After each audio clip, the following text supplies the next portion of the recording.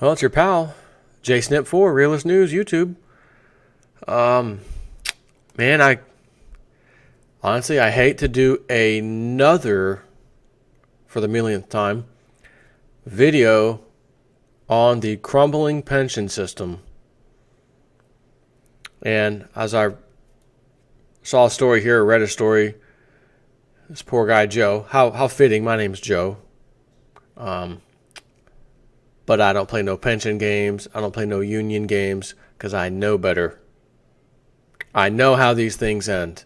I've been preaching about this for years and really, really heavily preaching on it over the last year and a half. Not just because I felt like doing it, but because all the other times I talked about it, hey, look, here's what I was talking about. Now it's in effect. Oh, here's another story. Oh, here's one where they're getting cut. Oh, here's one where they're getting screwed. Here's another one where the courts decided, yes, you're getting screwed again. People relied on these things, these pensions. It's mine. I'll have it when I retire. And I'm sure somebody out there somewhere, many somewheres, many people, probably warned some of those folks. When you start getting that pension, you better do what you can with that money as fast as you can and, pay off your house, get out of debt because, man, a lot of times pensions, they tend to crumble. Oh, no, it's fine. It's the local, which is one local iron worker union. No, they're solid. They've been around for a long time. Okay, if you say so. And you remember the story that I was telling you? I've done about 2 or 3 videos on this one. Kind of bothered me. Because our, boys and girls in law enforcement, firefighters, even teachers, respectable people in the community, every single last one of them plays this little loophole game with the pensions. And I got to mention it now because I think this guy Joe in here tried that game and he's getting screwed now. And the game is, if you work for a company, you have a pension, you work forever until it's time to collect your pension. That last year of work, when for example, I'm retiring January 1st, 2018, so all of 2017, I'm going to get as many hours in at work, as much overtime, as much side jobs, as much everything I can get my hands on so that I can earn more money in this last final year than I've ever earned in any other year. Because they have this little loophole that says whatever the best pay year you had was, which is usually their last year, that's how they figure out basically the formula for what your pension's going to be. But if you looked at let's say it was a 20-year person worked for 20 years, in the 20th year is when they pull this number on us or on everybody, on not really us, but the pension system that they're in. And they normally would be getting, $2,800 a month pension. But they gamed that system by playing that little extra hours thing. And now they're going to get, instead of $2,800, they're going to get about $4,000 a month by gaming that system. So I've mentioned this a few times, and I said, please forgive me if I don't feel sorry for any of these people. Because when these pensions were created, they never, ever, ever forecast that every single person and their mother and uncle is going to be taking that last year thing and working the hell out of that one, getting all the hours they can get so they can get a larger pension than they were supposed to. So you have each and every individual who's retiring taking not a little bit, some of the numbers like in California were mind-boggling how high their pensions were compared to what they were, going to be. Like one person was supposed to get $80,000 a year, but because they played the game, they got $120,000. That's a huge increase. It's a 50% increase. So, again, it's like, come on, and everybody's doing that. And then you have the pension system who promises everybody, 8% returns. It's the norm. And then a year goes by and it's 5% that year. Ooh, it was only 4% that year. Oh, 6%. No, still not 8. Yeah, 6 again. And the next thing you know, it's 5, 6, 7 years of not even close to 8%.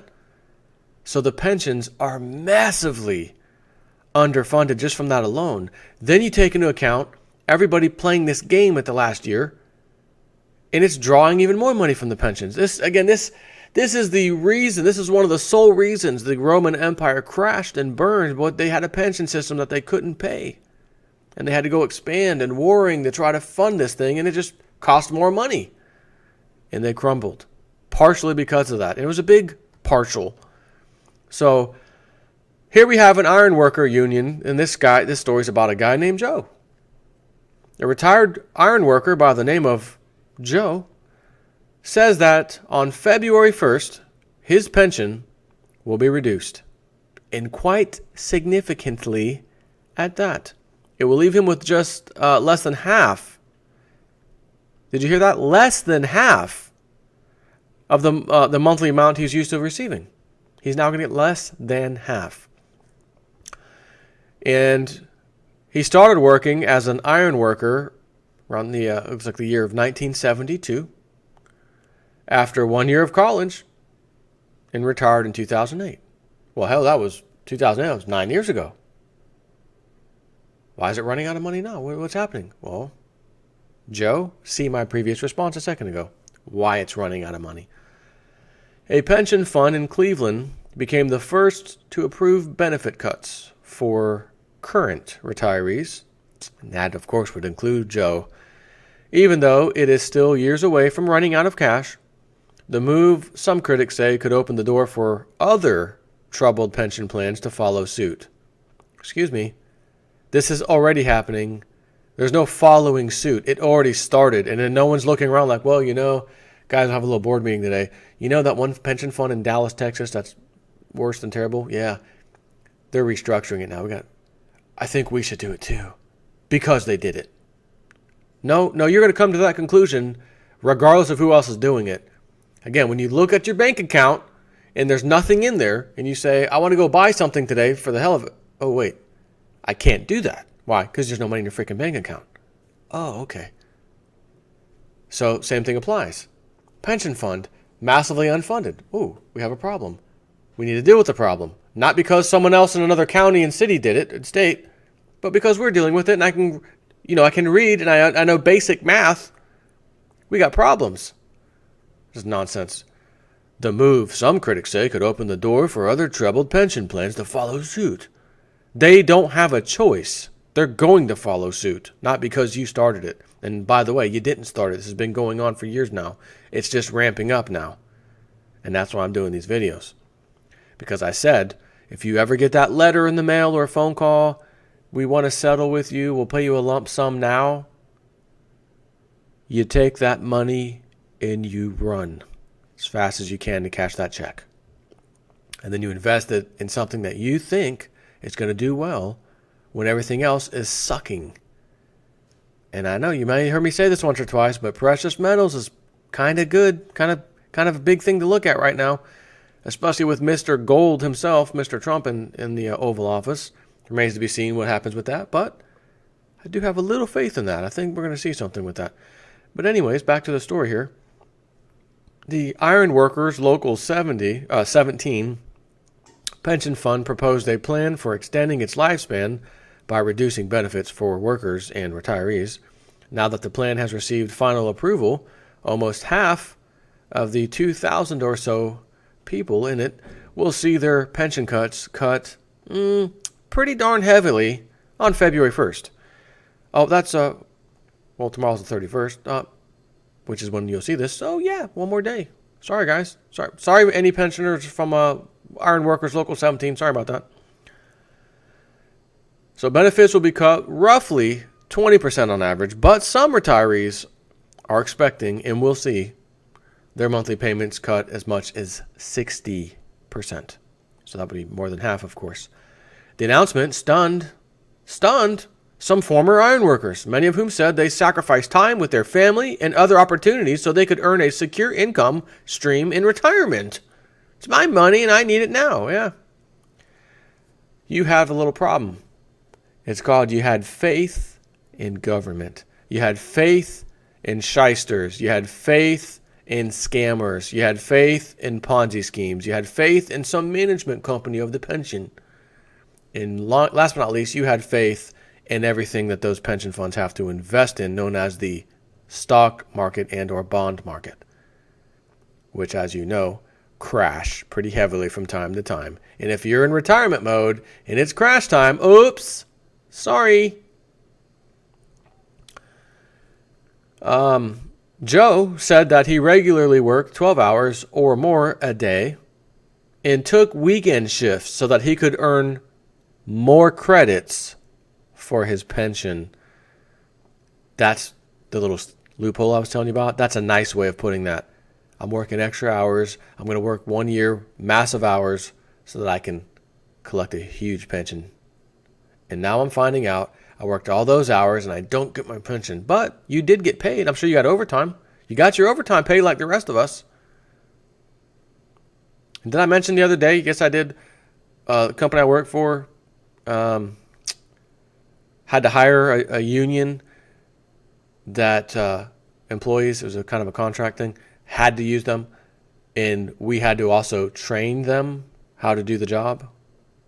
We didn't complain about it, by the way. Whatever, it's like whatever, we're getting work anyway, so everybody's happy. But I found that quite strange, and I'm sure you would too.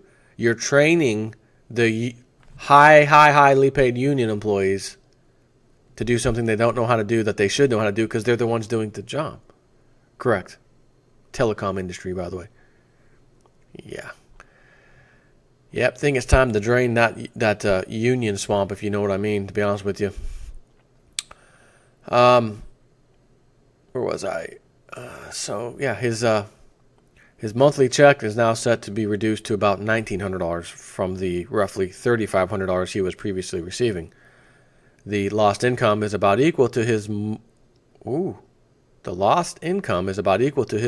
monthly mortgage payment, causing him to worry that he may have to put his 3-bedroom home on the market. Listen, did you hear what I said in the beginning? The people that talked to you when you first got that job, oh, it's a pension and union. Listen, pensions always go bust at some point. They don't last very long after they're started. And it's usually around the time you start collecting. Take all that extra money, all the overtime you're going to be working, get that house paid off before you retire. That way, if anything goes bad, anything goes wrong, while it's your turn to collect, you can at least take that blow and say, oh, at least I don't have a mortgage payment. Whew. But Joe, like 99% of most Americans, decided I'm a big shot union making big money, buy whatever house I want, whatever neighborhood I want. I'm going to live the way I want. I'm going to live the American dream. I'm going to spend. I'm going to consume. I'm going to put stuff on credit. I'm not going to save very much because I got a pension in the future that'll take care of me anyways. So I'm just going to blow the money now. And old Joe's finding out it's not the right way to live your life. But to each his own, I suppose, right? This is the devastation that I knew was coming, but I just couldn't wrap my mind around it, he said after learning the news. You play by all the rules, and then they pull the rug out from underneath you, says Joe.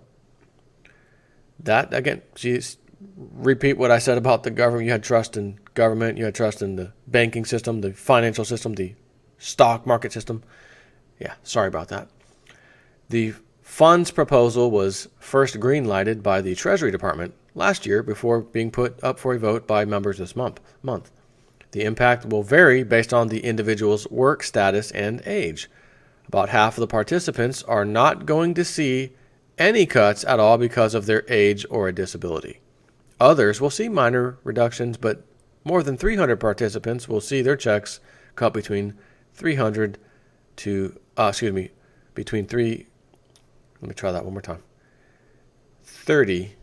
60%. Some people who took advantage of an early retirement option are among those facing the steepest cuts.